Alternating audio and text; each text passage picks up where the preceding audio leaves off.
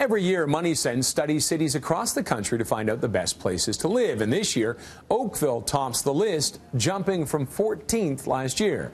Claire Burnell is editor of Reports and Rankings with MoneySense. She joined me earlier on BT to explain the report. Oakville just did really well across the board. So we rank 10 categories, things like the economy, affordability, weather, the crime rate. And Oakville scored in the top 25% of all cities in 6 out of those 10 categories. So it just was a great pick across the board. Really low unemployment, high incomes, low crime rate.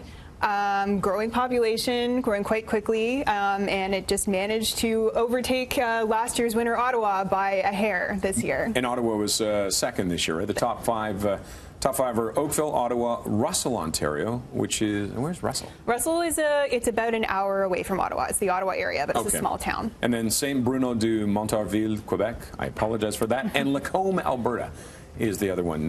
Were there any surprises in the ones that finished in the top 5, top 10, and were they fairly close together?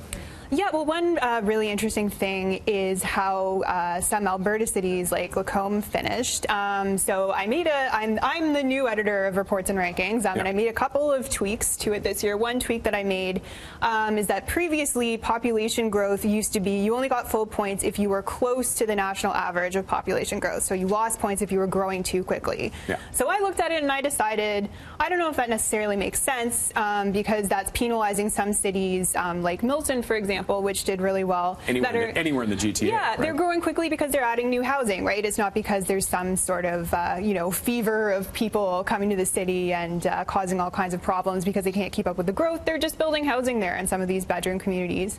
And in Alberta, of course, you've got a lot of cities that are growing quickly, and also as the economy turns around, the unemployment rate is dropping really fast, and that really shot up some of those cities. Best places for family. 4 of the top 5. Oakville was the 5th, but 4 of the top 5 are in Quebec.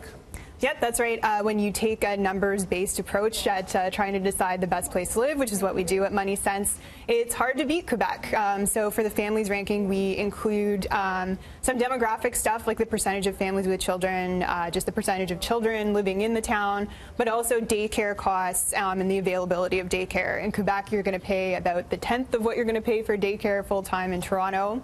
It's hard to beat that. You can find the full rankings on moneysense.ca.